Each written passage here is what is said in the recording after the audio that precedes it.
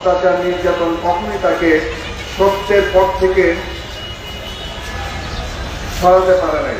উনি সাংবাদিকতার পাশাপাশি অনেকে বলেন উনি সাহসী সাংবাদিক, কিন্তু আমার কাছে মনে হয় উনি সাহসী সাংবাদিক না, উনি ছিল দুঃসাহসিক সাংবাদিক।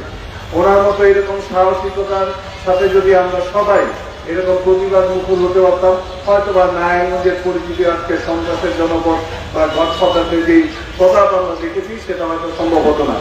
যাই হোক, নারায়ণগঞ্জবাসী একটি কৃতি সন্তান হারিয়েছেন।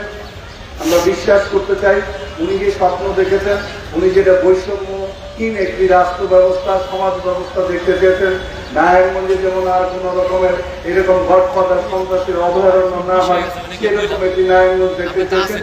সেটা যেন আমরা আজকে যারা এখানে উপস্থিত আছি, বিভিন্ন রাজনৈতিক নেতৃবৃন্দ আছেন, তারা সবাই মিলে যেত আগামীতে নারায়ণগঞ্জে একটি সুখী সমৃদ্ধ নগরী হিসেবে আমরা গড়ে তুলতে পারি, তাহলে হয়তো বা এই তোফাজ্জল ভাইয়ের আত্মা শান্তি পাবে। এবং আরেকটি কথা বলতে চাই, সেটা হলো যে অনেকে বলেছেন দৈনিক ইয়াদ পত্রিকার সম্পাদক ছিলেন।